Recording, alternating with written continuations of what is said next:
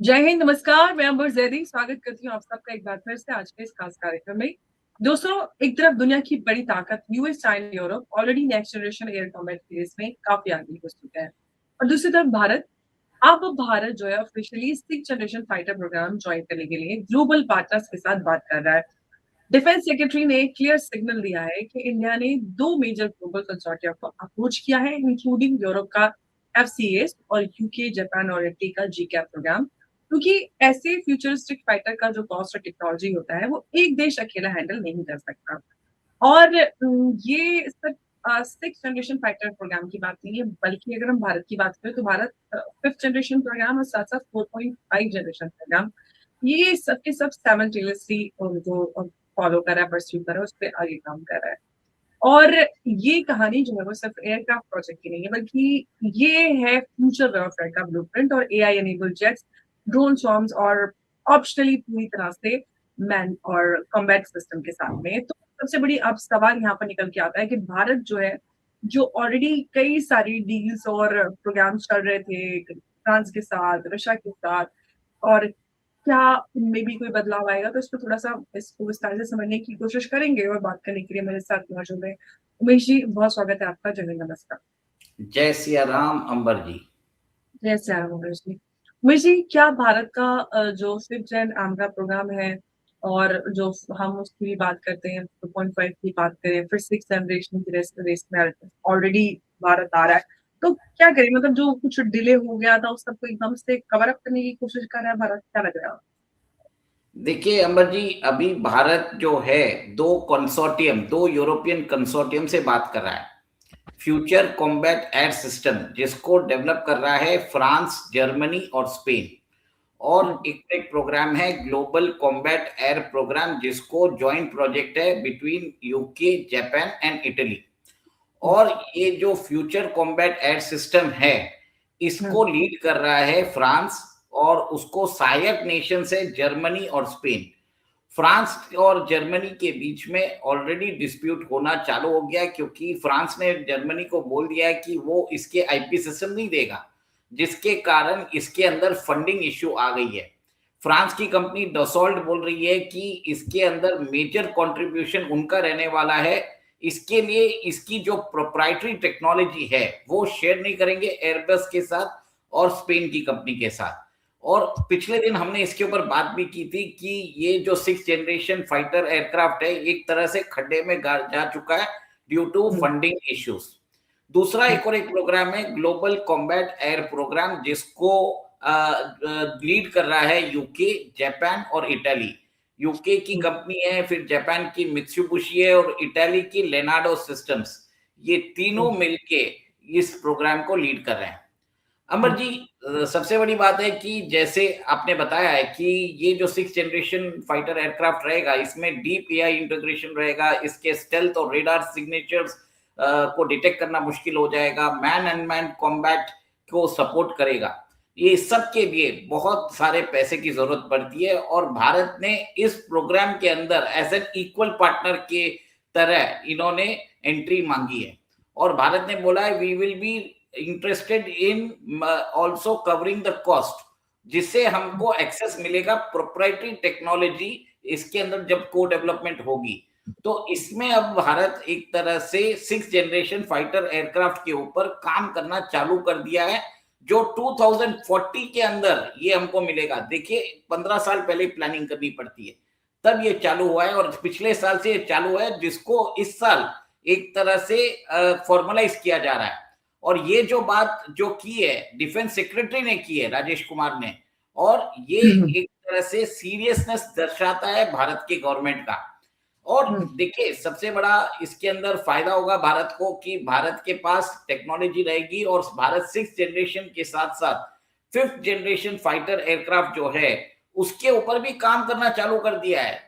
और पुट्टुपार्थी आंध्र प्रदेश के अंदर 600 एकड़ की जगह जो है आंध्र प्रदेश गवर्नमेंट ने डीआरडीओ की जो कंपनी है एडीए को अलॉट कर दिया है। और एमका प्रोग्राम के अंदर आप ये देखेंगे कि डीआरडीओ जो है तीन कंपनीज के साथ काम करने वाली है। वो है Tata advance systems limited, Larsen and Toubro और भारत फोर्जिंग। इन तीनों कंपनीज को एक तरह से काम दिया जाएगा अलग अलग चीजों का, और इसका फाइनल इंटीग्रेशन करेगा एरोनॉटिकल डिफेंस एजेंसी जो डीआरडीओ के अंदर आता है। इसके अंदर हिंदुस्तान एरोनॉटिक्स लिमिटेड को फर्स्ट टाइम नहीं रखा गया है। उनको बोल दिया है कि आप जो आपके जो एग्जिस्टिंग प्रोजेक्ट्स है 2 लाख करोड़ का, वो पहले पूरा करो, फिर बाद में देखेंगे। और ये भी आप ये देखिए कि इसके अंदर जो भारत और इसके अंदर पुत्तुपार्थी के अंदर 1 लाख करोड़ का इन्वेस्टमेंट आएगा, और जिसके कारण ऑटो एंसिलरी इंडस्ट्रीज जो होती है, इसके अंदर जो जितनी भी एंसिलरी इंडस्ट्रीज होती है उसमें फायदा होने वाला है आंध्र प्रदेश को। और ये जो पुत्तुपार्थी है ना, बेंगलोर से कुछ 50 से 60 किलोमीटर ही दूर पे है। तो आप ये देखिए, जब एमका का प्रोडक्शन चालू होगा तो उसका बहुत सारा प्रोटोटाइप टेस्टिंग, उसको एक फ्लाइट टेस्टिंग के लिए एक रेंज चाहिए। ये सारा लैंड जो है आंध्र प्रदेश गवर्नमेंट ने अलोकेट कर दिया है, जिसके कारण आप ये देख रहे हैं कि आंध्र प्रदेश के अंदर बहुत मैसिव इन्वेस्टमेंट्स होने वाले हैं एरोस्पेस इंडस्ट्री के अंदर। और इसके साथ जो है अंबर जी, बहुत बड़ा एक तरह से इकोसिस्टम भी तैयार होगा। अमर जी, सबसे बड़ी बात यह है कि इसका जो फर्स्ट प्रोटोटाइप जो है एमका का, वो 2028 में बन के तैयार हो जाएगा। तो आज 2024 के अंदर हम देख रहे हैं कि पहले टेंडर इश्यू किया गया, 3 कंपनीज को शॉर्टलिस्ट किया गया, एचएएल को इग्नोर किया गया, एडीए ने अभी लैंड भी ले लिया है, 1 लाख करोड़ का इन्वेस्टमेंट भी हो रहा है। तो काम बढ़ रहा है, सिर्फ बातें नहीं हो रही है।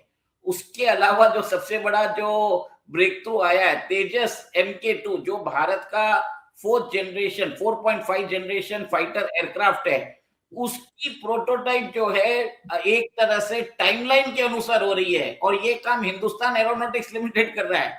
देखिए, हिंदुस्तान एरोनॉटिक्स लिमिटेड पे हमने बार बार बोला है कि कैसे वो अपनी डेडलाइन को मीट नहीं कर पा रहा है। फर्स्ट टाइम वो बोल रहा है कि हम अब ये जो डेडलाइन है, हम उन्होंने खुद लगाई है कि हमने 16 हफ्तों के अंदर हम आपको फर्स्ट प्रोटोटाइप जो है वो तैयार करके उड़ा के दिखा देंगे। सबसे बड़ी बात है कि तेजस MK2 का जो 55% जो प्रोटोटाइप है वो ऑलरेडी मैन्युफैक्चर हो चुका है, और इसके लिए जो इंटीग्रेशन, वैलिडेशन और स्ट्रक्चरल टेस्टिंग है वो चल रही है।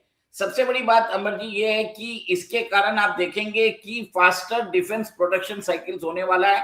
और पहले के तेजस प्रोग्राम में हम देखते थे कि कैसे डिलेज होता था, वो रिड्यूस हो रहा है। और सबसे बड़ी बात है कि पीएमओ ने डायरेक्टली अकाउंटेबिलिटी डाल दी है सप्लायर्स के ऊपर, और उनको बोल दिया है कि आप ग्लोबल एरोस्पेस स्टैंडर्ड्स फॉलो करोगे।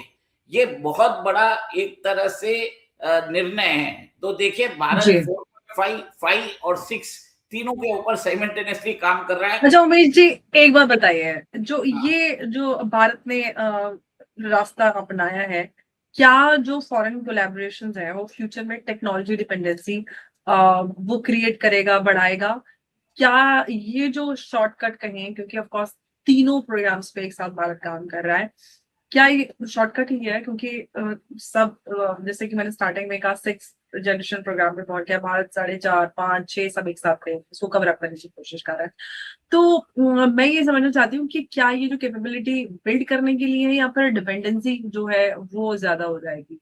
जैसे कि दोनों आप ये देखिए, 600 एकड़ जो पुत्तुपार्थी आंध्र प्रदेश में अलोकेट किया है, 1 लाख करोड़ का इन्वेस्टमेंट करने वाले हैं, उसमें 140 एयरक्राफ्ट को वो बनाएंगे। और ऑलरेडी उन्होंने बोल दिया है कि बाय 2035 फुल स्केल प्रोडक्शन चालू हो जाएगा।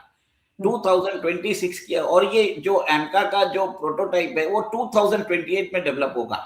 और एलसीए तेजस MK2 का जो प्रोटोटाइप है वो आपको 2-3 महीने में, आप 16 वीक्स के अंदर आप इसकी फर्स्ट टेस्टिंग देखोगे। क्योंकि जी ने जो F414 इंजन है उसकी डिलीवरी भी फास्ट कर दी है। तो इस बार जो है वो एक तरह से भारत और अमेरिका के बीच में जो खटास आ चुकी थी F404 इंजन के ऊपर, जो तेजस LCA MK1 नहीं कर पा रहा था, तो ये एक बहुत बड़ा डेवलपमेंट है। आप ये देखिए, और सबसे बड़ी बात है, भारत जो है अपनी इंडिजिनस मैन्युफैक्चरिंग को बढ़ाने के लिए टेक ट्रांसफर का एक शर्त लगा चुका है। इसके लिए भारत ने बोल दिया है फ्रांस को कि हम जो आपके साथ हमने डील की थी, जो 114 मल्टी रोल कॉम्बैट एयरक्राफ्ट जो रफाल के लिए हमने की थी, वो हम नहीं करने वाले हैं, क्योंकि फ्रांस जो है इंटरनल कंट्रोल डॉक्यूमेंट जो है वो शेयर नहीं कर रहा है। अंबा जी, ये बहुत इंपॉर्टेंट है, क्योंकि इसके कारण हम, आप देख लीजिए, इंडिजिनस वेपन्स और सिस्टम्स, जैसे हम ब्रह्मोस मिसाइल बनाते हैं, रुद्रा मिसाइल बनाते हैं, बीवीआर अस्त्रा मिसाइल बनाते हैं, इस सब के लिए हमको ये इंटरफेस कंट्रोल डॉक्यूमेंट चाहिए। नहीं तो एक एक चीज के लिए हमें फ्रांस की परमिशन की जरूरत है। उसके अलावा आपको ये भी ध्यान होगा कि भारत और इजराइल जो है, भारत के अंदर $10 बिलियन की मिसाइल्स फैक्ट्री भी बना रहे हैं, जिसमें रैम्पेज मिसाइल्स है, लोरा मिसाइल सिस्टम्स है। उन सब का जो आईपी ट्रांसफर है, इजराइल हमारे को करने को तैयार है। हम चाहते हैं कि ये जो मल्टी स्ट्राइक जो वेपन सिस्टम्स है, वो भारत के इंडिजिनस सिस्टम्स और इजराइल के कोलैबोरेशन में भी हम जो बना रहे हैं, उसका कंप्लीट जो इंटीग्रेशन है हम कर सकते हैं। इसके लिए जैसे देखिए, मोबाइल फोन में प्ले स्टोर होता है, तो प्ले स्टोर में आप कोई भी ऐप डाल सकते हैं, निकाल सकते हैं। तो ये भारत वो क्या बोल रहा है कि रफाल का हमें प्ले स्टोर दे दीजिए, हम इसके अंदर कोई भी वेपन डाल सकते हैं, निकाल सकते हैं, हमारी मर्जी, हमको सोर्स कोड नहीं चाहिए, बट एटलीस्ट हमें अपनी मिसाइल्स डालने के लिए जरूरी है। तो भारत ने थ्रेटन कर दिया है कि अगर आपने ये आईसीडी नहीं दिया तो हम आपके साथ डील भी नहीं करेंगे। और आगे ये भी बता देता हूं, भारत SU-57 के लिए रशिया से बात करना चालू कर चुका है। रशिया ने अभी हमको बोला है कि हम 2 सीटर आपको देने को तैयार है, और इसके अंदर मैन अनमैन जो कॉम्बिनेशन है, जो ड्रोन्स का स्वाम्स है, वो टेक्नोलॉजी भी दे देंगे। अब सबसे बड़ी बात आप ये देखिए कि भारत के अंदर जो LCA तेजस MK1 MK2 का प्रोग्राम वो चलता जा रहा है, एमका का प्रोग्राम चलता जा रहा है। उसके अलावा हम 6th जनरेशन फाइटर एयरक्राफ्ट पे काम कर रहे हैं। रफाल या सुकोई 57 दोनों में से क्या लेना, उसके ऊपर भी काम चल रहा है। तो भारत एक तरह से multi domain, multi generational, multi companies और मल्टी डाइवर्सिटी वाला एक सिस्टम डेवलप कर रहा है, और साथ ही में डेवलप हो रहा है। सबसे बड़ी बात यह है, आप ये देखिए, और आप ये भी देखिए कि कैसे साफरान जो है भारत के अंदर अपनी जो उसको जो एमका के लिए जो उसको दिया गया है contract for developing the engine, उसके लिए भी फैक्ट्री लगा रहा है। रोल्स रॉयस बोल रहा है अगर साफरान नहीं करता है तो मैं करने को तैयार हूं। और देखिए, अभी थोड़े दिन पहले लिनाडो के जो इटली के जो डिफेंस सप्लायर थे, लिनाडो, वो भारत आए थे, और इटली को हमने क्लियर कट बोल दिया है कि अगर आपने पाकिस्तान को सेंसिटिव टेक्नोलॉजी दे रहे हैं, हम नहीं चाहते कि आप दो। तो ये एक तरह से भारत के कंसर्न, भारत डिक्टेट कर रहा है टर्म्स। भारत अभी जूनियर पार्टनर नहीं है, भारत मेजर पार्टनर है। और आज हमारी स्क्वाड्रन स्ट्रेंथ धीरे धीरे कम होती जा रही है। कौन सी कंट्री जो है आपको एक साथ 100-150 एयरक्राफ्ट दे सकती है? अच्छा उमेश जी, एक बात बताइए, जो हम स्क्वाड्रन स्ट्रेंथ की बात करते हैं, तो हम जानते हैं कि जो इंडियन एयरफोर्स की जो डिक्लाइनिंग स्क्वाड्रन स्ट्रेंथ है, तो उसके बीच में जो ये लॉन्ग टर्म विजन कितना प्रैक्टिकल आपको लगता है, जो जिस पर हम बात करें? देखिए, भारत ने एक तरह से डिफेंस जो इंडियन एयरफोर्स के मॉडर्नाइजेशन के ऊपर सबसे डिले किया है, पर अब जो इसके ऊपर ध्यान दिया जा रहा है वो बहुत ही रैपिड स्तर में दिया जा रहा है। इतने सारे डेवलपमेंट्स एक साथ हो रहे हैं कि हमें भी ट्रैक करना मुश्किल हो चुका है। हम ये भी समझ में नहीं आ रहा है कि LCA तेजस MK1 बना रहा है या MK2 की प्रोटोटाइप टेस्टिंग कर रहा है, और एमका के लिए 1 लाख करोड़ का इन्वेस्टमेंट्स कर रहे हैं हम, और 6th जनरेशन के अंदर हम उनके साथ कोलैबोरेशन की बात कर रहे हैं। उसके अलावा हम सुखोई 57 और रफाल की डील भी के लिए बात कर रहे हैं।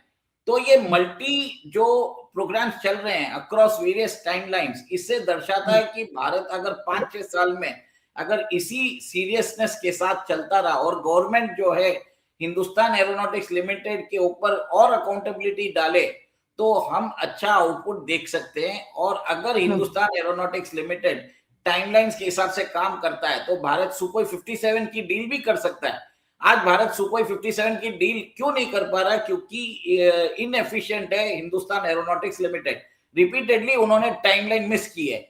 इसके लिए भारत सरकार ने सोमत लिया है कि इनको और काम देंगे तो ये एग्जिस्टिंग काम भी नहीं करेंगे। और एमका के लिए इन्होंने एडीए को लेके आए, जो डीआरडीओ का जो एरोनॉटिकल डिफेंस एजेंसी है, वो डीआरडीओ का आर्म है। देखिए उनको लेके आया है। और सबसे बड़ी बात यह है कि अभी जो फ्रांस के साथ भी रफाल का जो डील चल रहा है डसॉल्ट एविएशन के साथ, उसमें भी मेरा मोस्टली मुझे लगता है कि कोई प्राइवेट पार्टनर ही आ सकता है।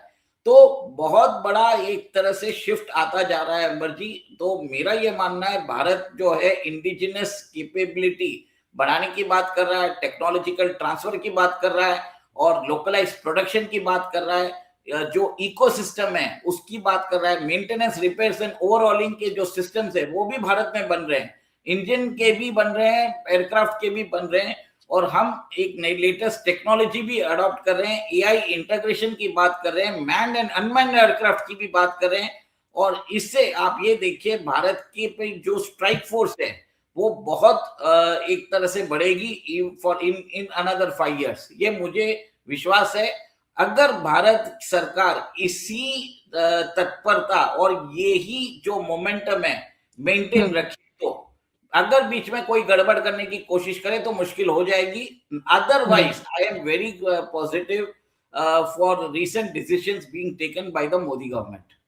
अच्छा, एक बात और जानना चाहती हूँ मैं आपसे कि मतलब जिस तरह से हम देख रहे हैं कि जो अपडेट्स एंड डेवलपमेंट आ रहा है, आपको क्या लगता है कि भारत जो है वो फ्यूचर एयर वॉरफेयर का लीडर बनेगा या फिर हम मतलब इसी तरह से फॉलो करते रह जाएंगे, टेक्नोलॉजी यहाँ से ले ली ये ले लिया? देखिए मैं आपको सीधी बात बता देता हूँ, यूएसए जो है 6th जनरेशन फाइटर एयरक्राफ्ट में F-47 ऑलरेडी डेवलप कर चुका है। चाइना जो है इसकी टेस्टिंग भी कर रहा है और लास्ट ईयर ही हमने देखा था कि उनके जो एयर शो में उन्होंने उसका डेमोन्स्ट्रेट भी किया जिसमें मल्टी पायलट्स रहेंगे और उन्होंने प्रोटोटाइप टेस्टिंग भी लोगों को करके बता दी है। और आप ये देखिए कि उसके अलावा टर्की जो है कान प्रोजेक्ट के ऊपर काम कर रहा है 5th generation fighter aircraft. Bharat अभी भी 4.5 जनरेशन के ऊपर ही काम कर रहा है। भारत को लीडर बनने में टाइम लगेगा। भारत के अंदर अभी जो काम हम कर रहे हैं कि we are just catching up और मुझे नहीं लगता कि अगले 2 दशक में भारत लीडर बन पाएगा एविएशन सेक्टर में। आफ्टर 2 decades डेफिनेटली कुछ हो सकता है प्रोवाइडेड इस प्रोग्राम को सैबोटाज ना करे जैसे पहले हुआ है। पहले भी मतलब किसी ने देखिए आप ये देखिए कि तेजस का रिपीटेडली क्रैश हुआ है इस पिछले 1 साल के अंदर। तो उसको सैबोटाज करने की भी कोशिश की जा रही है इंटरनली। भारत के अंदर जो जैचन्स है वो सैबोटाज करने की कोशिश कर रहे हैं ताकि भारत कैपेसिटी और कैपेबिलिटी डेवलप ना कर सके। और अब उनको आइडेंटिफाई करने की जरूरत है। जो हिंदुस्तान एरोनॉटिक्स लिमिटेड में जो मोल्स है उनको आइडेंटिफाई करो या डीआरडीओ के अंदर है उनको आइडेंटिफाई करो। हमारी जो इंटेलिजेंस एजेंसीज है उनको इधर बैठा देना चाहिए। कांस्टेंट मॉनिटरिंग करने की जरूरत है हमारे साइंटिस्ट के ऊपर भी कि वो पाकिस्तान के जो हनी ट्रैप से बच जाएं, अमेरिका के जो सीआईए के ऑपरेटिव्स है जो उनको एलिमिनेट करना चाहते हैं उनसे भी बच जाएं। भारत के अंदर जो प्रोडक्शन फैसिलिटी है उसको खत्म करने की कोशिश भी कर सकते हैं। We have to talk about this risk.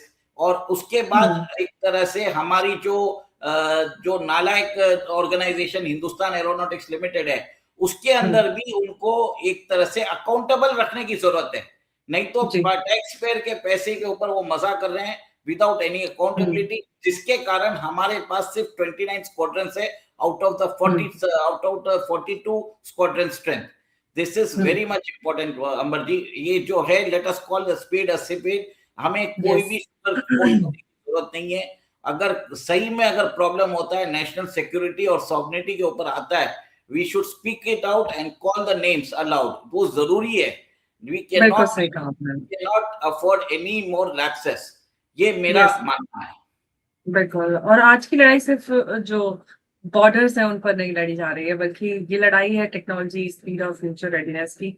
6th generation fighter jets programme की बात हो रही है। हालांकि भारत जो है वो 4.5 और 5th जनरेशन तीनों ही प्रोग्राम पर साइमल्टेनियसली काम कर रहा है, लेकिन 6th जनरेशन फाइटर जो है वो सिर्फ एक एयरक्राफ्ट नहीं बल्कि ये डिसाइड करेगा कि कल की दुनिया में जो आसमान में उसको कौन कंट्रोल करेगा और कौन सिर्फ रिएक्ट करेगा।